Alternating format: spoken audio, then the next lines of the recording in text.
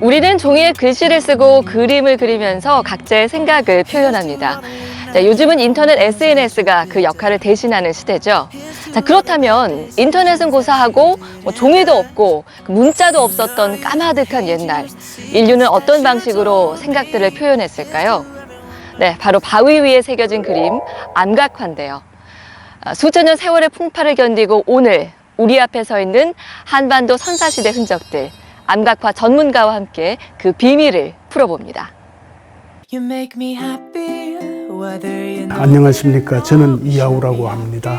암각화에 30년 정도 시간을 바쳐온 암각화 연구자의 한 사람입니다. 암각화라고 하는 것은 저에게 인생의 역전기, 또 다른 삶을 개척해간 하나의 어떤 돌파구였다고 정의할 수 있을 것 같습니다. 제 인생에서 가장 큰 어떤 한 부분이 바로 칠포리 암각화였다고 보고 있습니다. 왜냐하면은 칠포리 암각화가 저의 어떤 또 다른 삶의 기회가 되었기 때문입니다. 저는 암각화라는 이런 것을 통해서 마치 타임머신을 탄 것처럼 시간여행을 하곤 합니다. 그 시대로 올라가서 조상들의 삶의 형태를 훔쳐보는 기쁨을 맛보곤 합니다.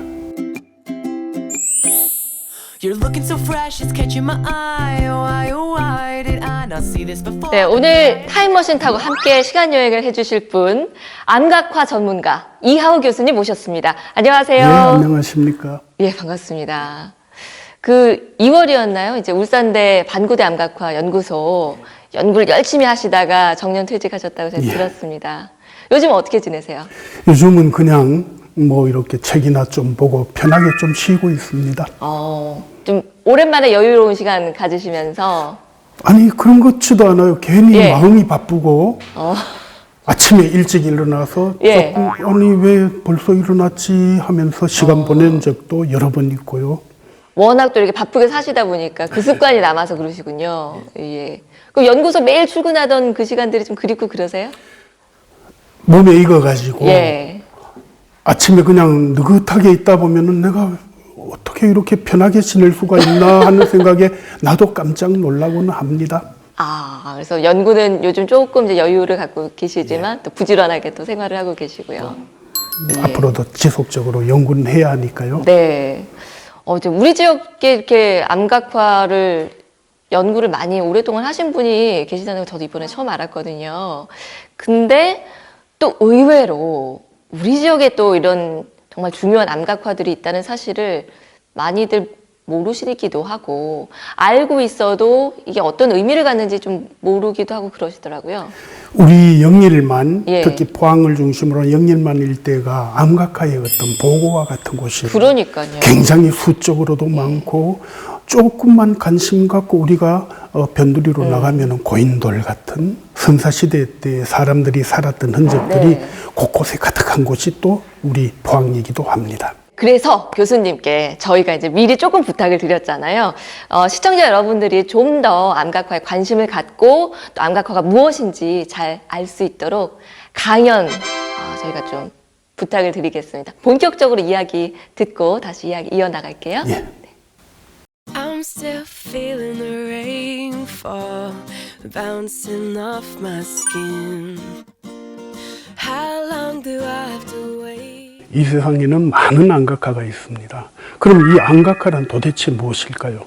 일단은 우리가 바위에 새겨진 그림이라는 것으로서 우리가 암각화를 이해할 수 있겠는데요. 그래서 암각화 혹은 바위 그림이라고 하고 있습니다. 그런데 사실상 우리 영어권에서는 이것을 페트로그리프스라고 하고요. 러시아권에서는 피사니차라고 하고 있습니다. 말하자면은 기록된 어떤 것을 말하는 거예요. 그리고 몽골과 같은 곳은 암각화에 마르지 않는 샘이라고 하는 곳입니다. 그렇게 말하자면은 이 암각화는 문자가 없던 시대, 선사시대지요. 그때 사람들이 뭔가 자신의 풍요로운 삶을 위해서 하늘이라든지 자연의 정령신에게 뭔가 간절한 마음을 빌기 위해서 그림을 바위에 새겼던 것으로 생각할 수가 있겠습니다. 그렇다면 일종의 그림의 또 그림이면서 또한 기록의 의미를 동시에 가지는 것이라고 할 수가 있겠지요. 그렇다면은 바위에 왜 그림을 새겼을까요? 하필이면은 물론 바위는 영원할 것이라는 믿음, 변하지 않는다는 어떤 믿음 때문에 바위에 그림을 새겼을 가능성이 있습니다. 그러나 조금 더 세밀하게 들어가 보면 안각화라고 규정할 수 있는 몇 가지 제한적인 요소가 있는 거예요. 말하자면은 아무런 바위에 그린다고 해서 다 안각화라고 할 수 있는 것이 아니라 반드시 자연 상태의 바위에 새겨져야 한다는 어떤 기본 요건을 충족해야 하고요. 그리고 바위를 쪼아서 두드려서 나타나는 흔적의 어떤 집점으로서 그림이 만들어지기 때문에 그림은 항상 음각이 되어야 하는 거예요. 그래서 이러한 요건을 갖추면서 바위, 노천에 있는 바위에 그려지는 그림을 안각화라고 할 수가 있는데 우리나라에서는 사실상 고인돌이라든지 혹은 집자리 발굴에서 나오는 숫돌 혹은 갈돌 같은 데도 그림이 왕왕 새겨진 경우가 있습니다. 그러면 이것은 안각화에서 제외를 해야 맞겠지만은 우리나라 한반도에서는 그 수가 워낙 적기 때문에 관용적으로 포함해 오고 있고요. 앞으로도 그래야 될 것 같습니다. 그렇다면 왜 바위에 그림을 새겼을까요? 조금 더 깊이 들어가 본다면은 신석기 시대가 되면서 사람들이 드디어 바위로 무덤을 만들기 시작해요. 주로 중근동이라든지 유럽을 중심으로 바위로 만든 무덤들이 등장하기 시작하면서 사람들이 드디어 바위가 갖고 있는 상징성에 눈을 뜨게 되는 것입니다. 말하자면은 바위라는 것이 사자의 몸을 가둡니다. 그리고 그 몸을 가둬서 보이지 않게 두렵지 않습니까? 시신이 굴러다닌다는 것은 그것을 바위가 감춰주고 그러다 보니까 사자의 영혼이 바위에 깃들어서 안정화되고 안정된 영혼이 다시 거기에 머물러 살면서 언젠가는 정화가 된다고 믿게 되는 거죠. 그래서 정화된 영혼은 언젠가는 우리에게 새로운 육신을 얻어서 되돌아와야 하는 것입니다.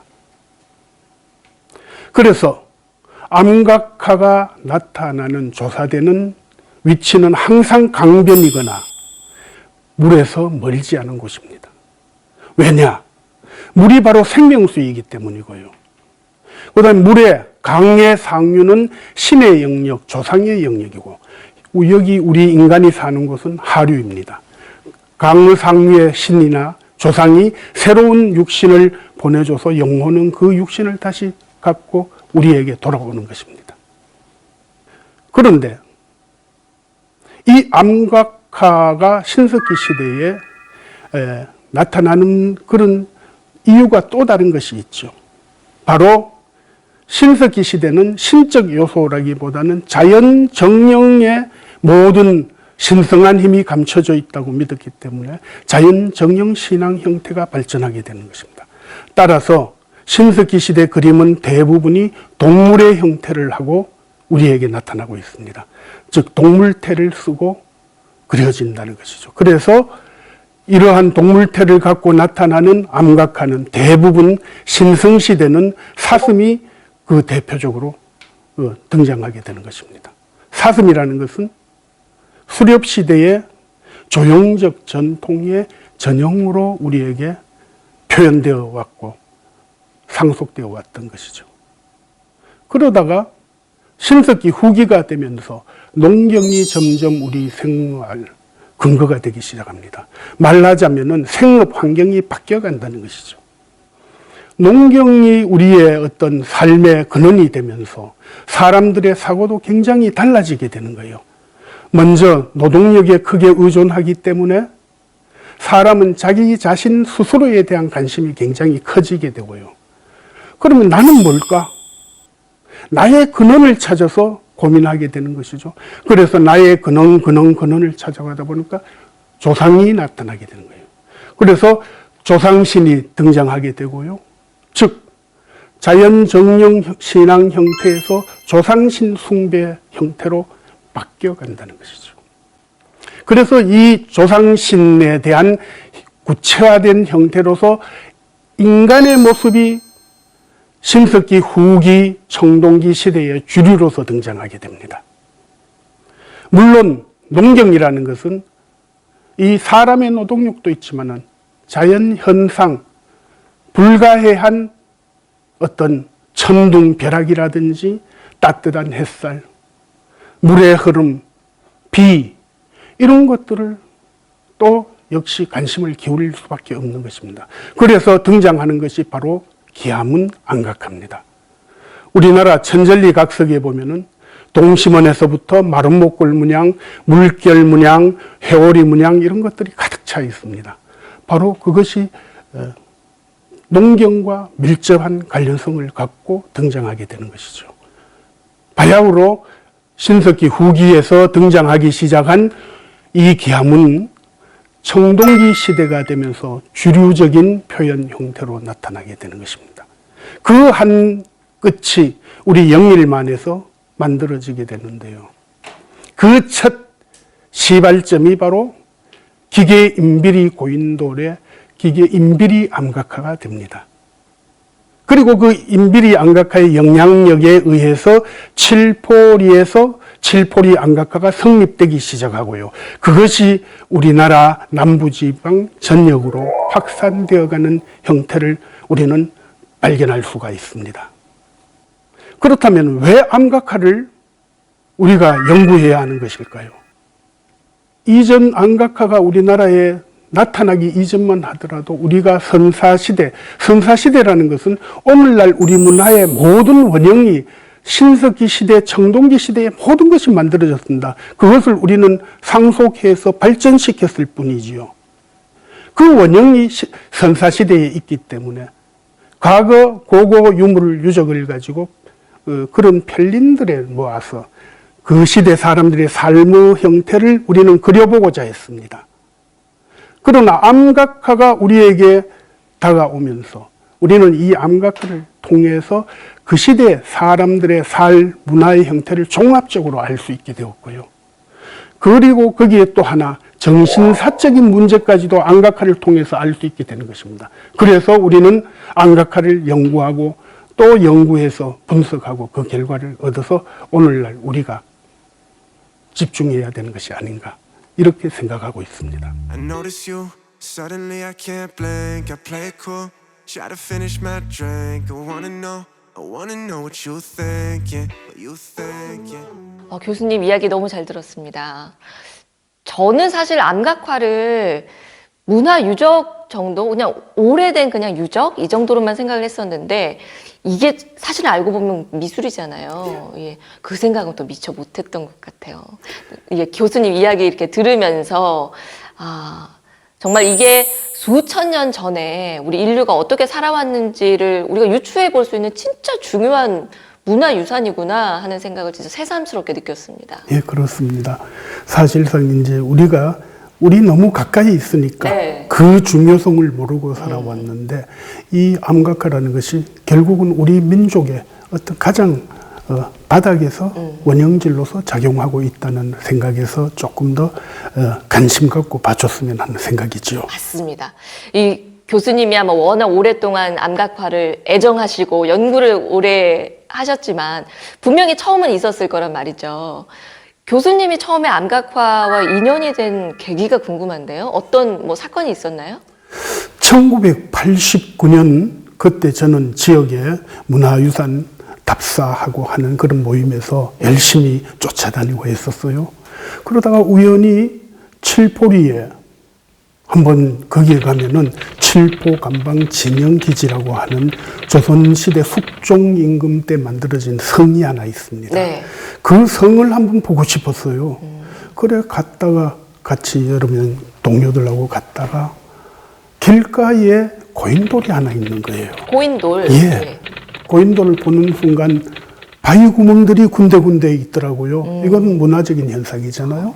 그래서 그걸 이제 더듬어 가는 가운데 이 고인돌 벽면을 만지니까 네.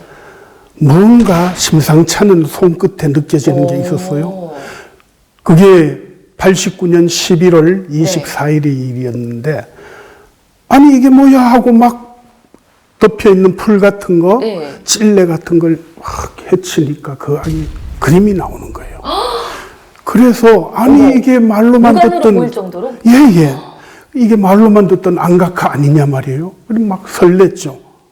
그래서 이제 이 암각화라는 것이 도대체 뭘까?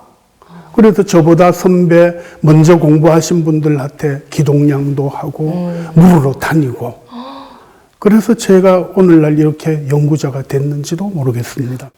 교수님께서 아무래도 미술 전공을 하셨고 또 화가이시고 미술 교사셨으니까 다른 암각화 연구자들에 비해서는 좀 더 깊은 안목을 갖고 계셨을 것 같아요. 연구에 어떻게 좀 도움이 됐나요? 제가 그림을 사전에 공부했기 때문에 딴 사람이 채 못 보는 요소들을 많이 볼 수 있었지 않나 하는 점이 있어요. 그래서 제가 그림을 사전에 공부했다는 것이 안각화 연구에는 아주 중요한 기능 역할을 했다고 말씀드릴 수가 있습니다. 그러면은 다른 연구자들이 못 보는 뭐 그림도 눈에 잘 들어오고 막 그런가요? 감춰진 그림들을 예.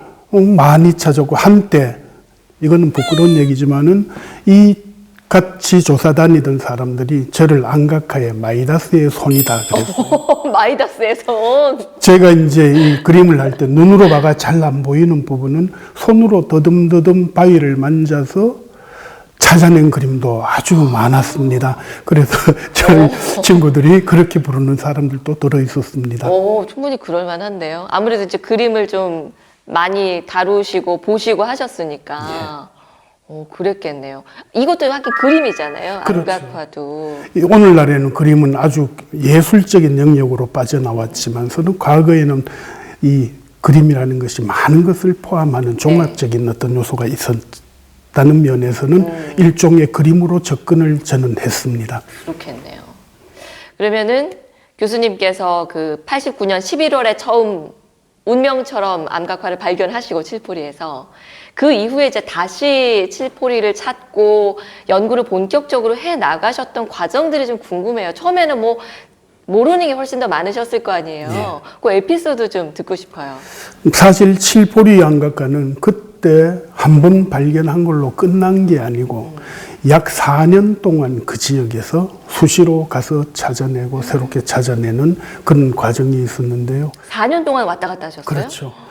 처음 11월 24일 길가에 있는 조그마한 고인돌에 있는 암각화를 발견하고, 그리고 딱 한 달 후 12월 24일 그날 또 현장을 찾았는데, 그때 동네 아이들이 보고는 뭘 하는가 싶어 궁금해서 여러 명이 몰려왔어요. 그 중에 한 명이 우리 저기 산 위에도 우리 밭에 있는데 그 옆에도 이런 그림이 비슷한 게 있다 하는 제보를 받았어요. 예. 그래서 그럼 한번 바로 가보자. 네. 그래 갔더니 칠포리 암각화를 대표하는 가장 큰 그림이 거기 있더라는 거예요. 어머나. 다시 칠포리를 찾았을 때 12월 24일이라고 하셔서 또 하필 또 크리스마스 때 가셨나라는 생각이 들었는데, 제가 또 재밌는 이야기를 들었었거든요. 뭐 한반도 암각화는 뭐 산타클로스의 선물이다 이런 얘기가 있더라고요. 그렇습니다. 예. 이 칠포리 암각화 12월 24일 날 찾았듯이 우리나라 국보두점이 또 울산에 있는데요. 천절리 암각화.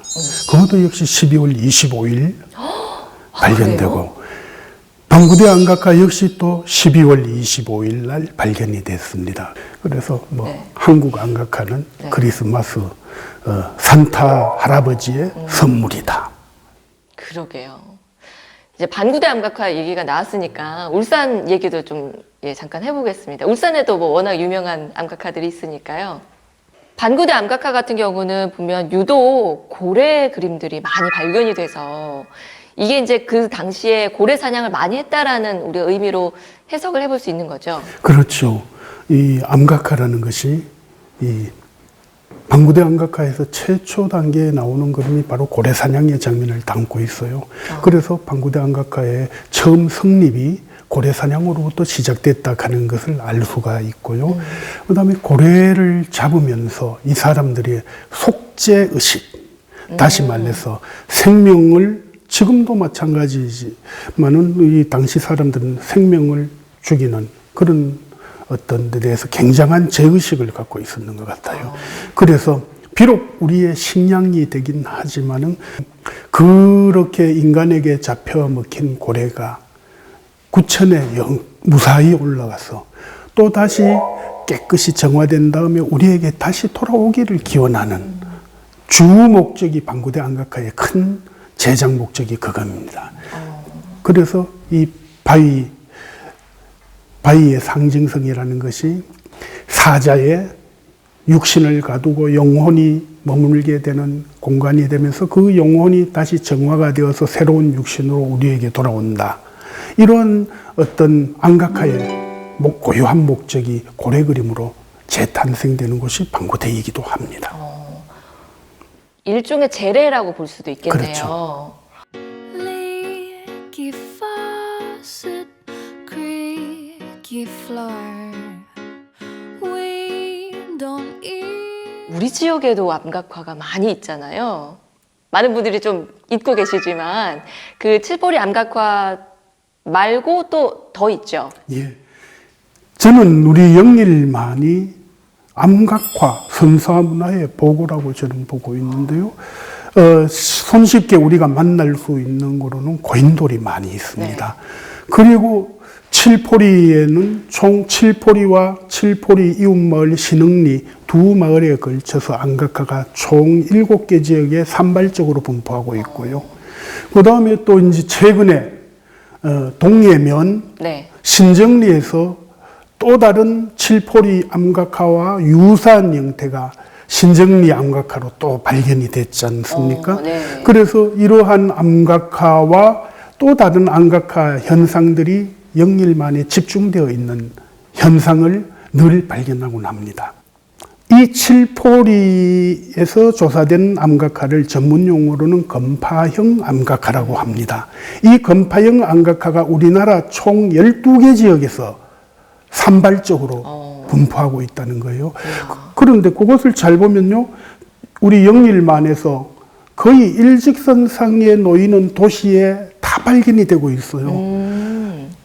포항에서부터 영천, 경주, 고령, 남원 이런 도시에까지 일직선상에서 다 이렇게 발견이 되는 걸 봤을 때 그러한 영역들, 선사시대, 청동기 시대 후기에 와서 칠포리 암각화 주인공, 결국은 칠포리 사람이겠죠. 영일만 사람. 네. 영일만 사람들이 만들었던 정신사적인 아주 중요한 아이콘이 청동기 시대 후기의 한반도 남부 지역 사람들의 가장 큰 핵심적 요소로 작용했다는 것입니다. 교수님, 그러면 그 건파형 암각화는 뭐 어떤 형태인가요? 건파형이라는 말은 석검의 손잡이에서 형상을 따왔다는 것인데요. 검이라는 것의 성격이라는 것이 도구의 역할을 했는 것도 없잖아 있을 거지만은 오히려 이게 심상한 의미에서 하늘의 천둥, 벼락을 부르는 심성구라는 거예요.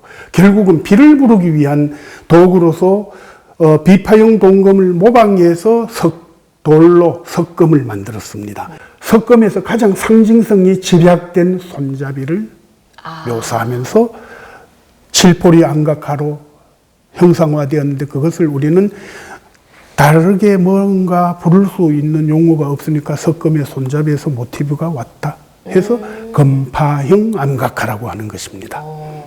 그 칠포리 암각화에서 제일 그 유명한 예. 그의 그림, 그게 그 칼 손잡이 모양이었군요. 그래서 결국은 네. 이 초기에는 검의 돌칼의 손잡이에서 모티브가 왔지만 점차 서쪽으로 전파되어 가는 와중에서는 어느 사이 그게 초기에 하늘에서 비를 오기를 바라는 그런 어떤 의미에 좀 더 종교적인 의미가 덮쳐지면서 나중에는 신상 이미지로 바뀌어가는 그런 과정을 우리는 한반도 곳곳에서 나타나는 건파형 안각화의 그런 발전 순서를 살펴보는 것으로 알 수가 있는 것이죠.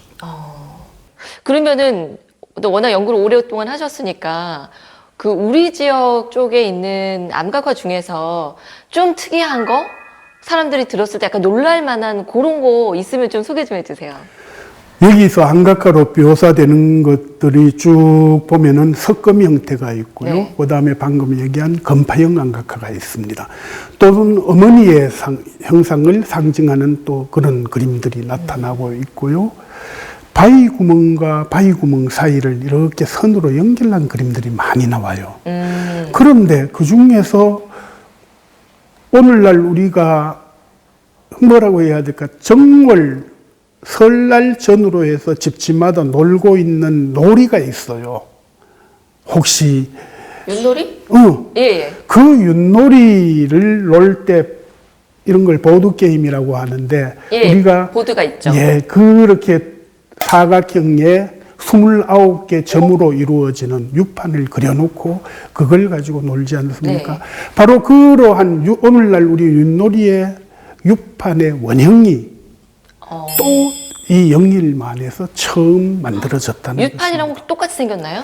지금의 유판은 사각형으로 그려가 놀고 있는데 그 예. 당시 유판은 동그란 형태를 하고 있어요. 그 윷판을 왜 돌에다가 굳이 이렇게 쪼아서 만들었을까요? 윷놀이 하려고? 예, 지금은 우리가 윷놀이를 이제 갖고 있으니까 이 놀이 기능으로만 우리에게 전승되어 왔습니다. 그러나 만들어질 당시에는 북극성을 중심으로 돌아가고는 별자리 뭐가 있죠? 북두칠성? 북두칠성이 1년을 저걸로 했을 때도 춘하, 추동이면은 같은 위치에 딱 가고요. 네. 하루를 또 북극성을 돌아서 한 바퀴를 돕니다. 그럴 때, 각 시별로 딱 정리를 하면은 네 군데에 딱 정리가 될 수가 있는데요. 그것을, 4, 7이 28, 28개잖아요. 거기서 중심에 북극성을 중심으로 도는 북두칠성의 별자리 운행을 형상화한 도형이 바로 유판이라는 것이지요. 와, 그러면은 그게 예전에는 윷판이 아니라 천문도였나요? 그렇죠.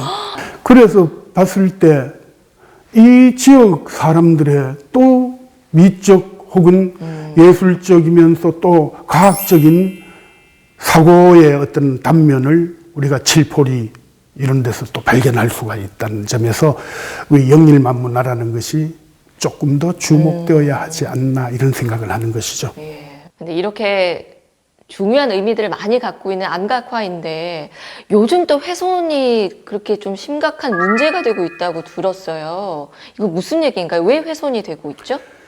최근에 이 산사태 비슷하고 홍수가 여러 번 오면서 이 홍수가 내려오면서 우리 이 신흥리 오줌바위 같은 경우에는 그 위로 이 토사가 밀려오면서 돌 표면을 깎아 먹어요.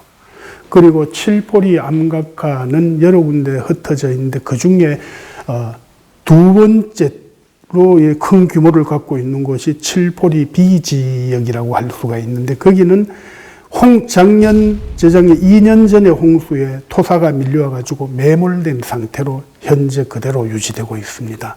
안타깝네요. 사실 암각화는 어떻게 생각해보면 우리나라뿐만이 아니라 인류 공동의 유산이라고 할 수가 네. 있는 부분인데 뭐 훼손이 되면은 우리가 더 이상 이걸 뭐 볼 수도 없는 문제고 이거 좀 같이 좀 이렇게 보존을 할 수 있는 그런 제도적인 장치가 있어야 될 것 같은데 그런 이야기들이 없나요?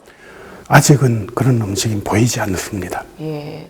아니, 근데 이렇게 오래된 귀한 유산이면 이게 유네스코 세계유산으로도 좀 우리가 추진을 해볼 만하다는 생각이 드는데. 우리 지역에서는 그런 운동은 전혀 이루어지지 않고 있고요. 예. 울산 두국보, 방구대 암각화와 천전리 각석은 지금 세계유산 등재추진위원회가 울산을 중심으로 있군요. 만들어졌습니다. 예. 그러면 뭐 교수님께서도 좀 열심히 참여하고 계신가요? 제가 그 이제 대외협력분과 대표를 맡고 있습니다. 그래서 울산에서는 시민들이 이 두 국보 안각화를 세계유산으로 등재해서 우리가 본격적으로 관리하고 자랑하고 아껴야 된다. 이런 어떤 저변에서 그런 어떤 움직임이 만들어졌기 때문에 아마 그 가치나 그리고 중요도에 비춰봤을 때 방구대 안각화, 천전리각석은 운동에 따라서 얼마든지 세계유산으로 지정되는데 문제가 없을 걸로 생각이 됩니다. 네. 우리 지역에서도 좀 많은 분들이 이 암각화에 대한 인식을 좀 더 중요하다는 생각을 좀 가지시고, 같이 좀 힘을 써주면 좋겠다는 생각이 들어요, 울산처럼. 그렇습니다. 우리 포항 시민들이 칠포리 안각화를 좀 자주 가서 눈으로 보고 그 감동을 한번 느꼈으면 싶어요. 그래서 이 칠포리 안각화, 영적인 세계고 우리는 오늘날 현실을 살고 있습니다. 우리가 조상과 대면할 수 있는 무슨 유적 유물을 통해서 할 수 있는데 우선 1차적으로 그분들이 한번 걸음해서 한번 만나보면은 거기서 많은 것을 가슴 뭉클하게 얻을 수 있을 거라는 생각을 하고 있고요. 그러다 보면은 이 칠포리 안각화의 보존에도 크게 도움이 될 것 같습니다. 앞으로는 또 어떤 계획 갖고 계신지 궁금합니다. 우리나라 안각화, 특히 지금 완료 단계에 있는 것이 이 방구대 안각화, 천전리각석에 대해서 지금 일반인들에게 교양서로 만드는 책이 있습니다. 그게 이제 아마 4월 초면은 발간이 될 걸로 계획하고 있고요. 곧 나오네요. 예. 그리고 저로서도 제가 여기에 포항에 자리 잡고 사는 동안 이 칠포리 안각화, 신정리 안각화, 그리고 우리 지역에서 많이 조사되는 선사시대의 문화 현상들을 이걸 한번 총괄적으로 엮어가는 작업을 이제 시작해야 되겠다. 이런 생각을 갖고 있습니다. 네. 오늘 방송을 좀 계기로 더 많은 분들이 좀 우리 암각화 있는 거 알기는 알아도 이거 그냥 뭐 옛날에 뭐 오래전에 있던 그냥 고인돌 뭐 이런 거라고 생각을 했었거든요. 좀 포항은 또 이렇게 뭐 문화예술 뭐 볼모지다 뭐 이런 얘기들도 하지만 그렇지 않다는 거. 예. 좀 더 자부심을 갖고 그럴 수 있는 시간이 됐으면 좋겠습니다. 교수님 오늘 정말 너무 즐겁고 뜻깊은 시간이었습니다. 앞으로도 좋은 이야기들 많은 분들께 더 전해 주십시오. 예, 감사합니다. 고맙습니다. Checking out mentally a little too often. You left without a sound, so suddenly what happened?